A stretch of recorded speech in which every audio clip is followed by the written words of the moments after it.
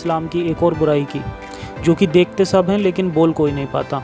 ये वो बुराई है जिसे कुछ मॉडर्न मुस्लिम भी पसंद नहीं करते, लेकिन इसका अगेंस्ट बोल भी नहीं पाते। इस्लाम में कुर्बानी भले ही जायज़ हो, लेकिन इंसानियत की नज़र से बिल्कुल नहीं।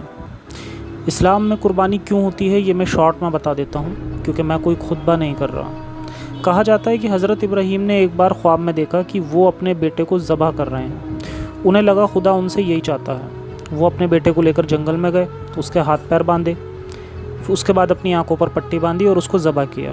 जब आंखें खुली तो उनका बेटा सुरक्षित था, सेफ़ था, और उसकी जगह एक दुम्बा कटा हुआ था। फिर अल्लाह ने कहा कि हमने तुम्हारी कुर्बानी कबूल कर ली है। अब ये कितनी बकवास कहानी है ये देखो। अगर खुदा की जगह कोई इंसानियत वाला इंसान भी होता तो इब्राहीम को फेल कर देता। भाई ये जब अपने बेटे से ही अटैच नहीं है तो उम्मत के लिए क्या खाक अटैच होगा और क्या उनका भला कर पाएगा। सबसे पहले ये देखते हैं, क्या किसी जानवर को मारना इंसानियत कहलाएगा। अब इंसानियत पर मेरा कॉपीराइट तो नहीं है, लेकिन फिर भी मैं लॉजिकली अपना ओपिनियन दे सकता हूँ। इंसान एक ओमनीवोरस मतलब कि सर्वाहारी जंतु है, जो कि मतलब मीट भी खा सकता है और वेजिटेबल्स भी खा सकता है। अगर हम किसी ऐसी जगह रहते हैं जहाँ वेजिटेबल्स अवेलेबल ही नहीं हैं, तो अपने एग्जिस्टेंस के लिए हम नॉन वेजिटेरियन हो सकते हैं, क्योंकि हमारे पास ऑप्शन नहीं है। बट अगर ऑप्शन है तो हमें दूसरे जानवरों को भी जीने का हक देना चाहिए।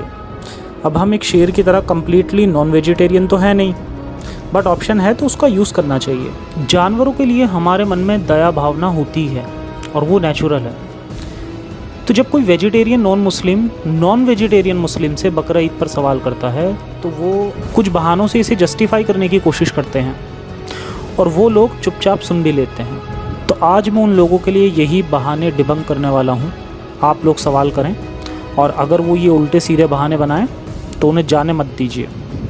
खुदा के लिए एक आपकी मोहब्बत की कुर्बानी है, वो मोहब्बत जो आप अपने जानवर से करते हैं।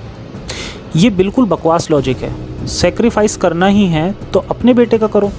खुदा अगर आपकी कुर्बानी को कबूल फरमाएगा तो आपके बेटे को भी बचा लेगा और उसकी जगह दुम्बा लगा देगा। अब देखते हैं दूसरा पॉइंट। इसका मीट गरीब लोगों में बांटा जाता है और पड़ोसियों को दिया जाता है। अरे भाई, गरीब लोगों को मीट तो दे दिया, क्या आपने उसे पकाने के लिए पैसे दिए? उसके अंदर मसाले लगते हैं, तेल लगता है, बहुत सारी चीज़ें लगती हैं। आप गरीब लोगों की मदद उनके बच्चों को पढ़ाने लिखाने में भी तो कर सकते हैं। अगर एक दिन वो गोश्त खा भी लेंगे तो उससे क्या फ़र्क पड़ जाएगा उनकी लाइफ पर। आइए अब देखते हैं एक और पॉइंट। ये लोग जानवरों का ज़मीन पर बैलेंस बराबर कर रहे हैं। कितने जानवर हर साल कट जाते हैं, अगर इन्हें ना काटा जाए तो कितने जानवर बढ़ जाएंगे। ये बात भी बिल्कुल बकवास है। अगर इस लॉजिक को देखें तो इंसान की पॉपुलेशन की प्रॉब्लम भी हर जगह है, तो वहाँ उन्हें भी मारना सही होगा। पॉपुलेशन को रोकने का सही तरीका उसे बर्थ कंट्रोल से रोकना होता है। अब इतने बकरे कुर्बानी के लिए कहाँ से आते हैं? तो इसका जवाब है कि सिर्फ बकरा ईद के लिए बहुत सारे गोट, शीप, फॉर्म होते हैं जो केवल बकरा ईद के पर्पस से ही पूरे साल जानवरों को पालते हैं, और वहाँ उनकी ज़िंदगी और भी नर्क होती है। अब एक पॉइंट वो ये भी देते हैं, प्लांट्स में, पौधों में भी तो ज़िंदगी होती है। तो पौधों को, सब्जियों को खाने वाला भी एक्चुअली में पूरी तरह से वेजिटेरियन नहीं। आप लोगों को कौन पढ़ाए कि वेज लोग केवल प्लांट्स नहीं खाते, फ्रूट्स भी खाते हैं, और फ्रूट्स पेड़ देता ही इसलिए है ताकि उसका एग्जिस्टेंस बना रहे। दूसरी बात, जो प्लांट्स खाए भी जाते हैं, आप उन्हें चलते फिरते महसूस करते जानवरों से नहीं कंपेयर कर सकते, क्योंकि प्लांट्स को काटने पर दर्द नहीं होता। ऐसा अभी तक किसी साइंटिफिक रिसर्च से सामने नहीं आया है। जानवरों को हमारी तरह ही दर्द होता है, ये पूरी तरह से साबित है। अब एक और पॉइंट देखते हैं। अगर शेर आपको देखेगा तो वो आपको नहीं छोड़ेगा। अरे भाई, वो एक जानवर है, नॉन वेजिटेरियन है। वो इवॉल्व ही इस तरह हुआ है कि वो प्लांट्स नहीं खा सकता, इसलिए वो आपको खाएगा ही।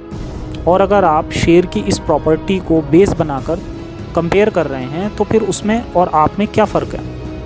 आप भी हैवान हो फिर। एक पॉइंट ये भी होता है, अल्लाह ने हमें 2 नोकीले दांत गोश्त काटने के लिए दिए हैं, तो इसमें कोई बुराई नहीं। पहली बात तो अल्लाह ने नहीं दिए, वो इवॉल्व हुए हैं। चलो मान भी लें कि नेचर की तरफ से जो मिला उसकी रेस्पेक्ट करें, तो खतना करके क्यों उसकी क्रिएशन में मॉडिफिकेशन करते हो? कपड़े क्यों पहनते हैं? बाकी इंसान वाले काम क्यों करते हैं? बस यही याद आती है नेचर की। फिर वहाँ पर इनके दूसरे और भी बेसिर पैर के लॉजिक आने लगते हैं कि अल्लाह ने ये कहा है, अल्लाह ने वो नहीं कहा। मतलब अदालत इनकी, वकील इनका, जज इनका, और जजमेंट भी इनका। अब चलते हैं एक लास्ट पॉइंट की तरफ। दुनिया में इतने सारे जानवर रोज़ काटे जाते हैं, KFC में या अदर रेस्टोरेंट में, तो वहाँ पर तो कभी कोई कुछ नहीं बोलता। देखो, यहाँ हम समझते हैं कि पूरी दुनिया वेजिटेरियन नहीं हो सकती, और शायद आने वाले टाइम में हो भी जाए जब इंसान के अंदर और इंसानियत आ जाए। लेकिन बकरा ईद का सबसे बड़ा इशू जो मुझे पर्सनली लगता है वो ये है कि लोग जानवरों की कुर्बानी घर से करते हैं। घर में छोटे मासूम बच्चे भी होते हैं और उनका मन बिल्कुल पाक होता है, उनके अंदर रहम भी होता है। लेकिन जब हर साल कुर्बानी जैसा नफ़रत और हैवानियत का मंजर वो जीते हैं, तो धीरे धीरे उनके अंदर से ये रहम भी मर जाता है, चाहे जानवर के लिए हो या इंसान के लिए हो। तो मेरी मुस्लिम भाइयों से यही अपील है कि गलत के ख़िलाफ़ आवाज़ उठाना शुरू कर दो। अपने बच्चों के अंदर इंसानियत रहने दो, उन्हें पढ़ाओ लिखाओ, अच्छी तालीम दो और उन्हें साइंस की तरफ लेकर आओ, ताकि वो भी कुछ इंसानियत के लिए कर सकें और आपका भी नाम रोशन कर सकें, ताकि उनके साथ साथ पूरी दुनिया में इंसानियत और शांति कायम हो पाए।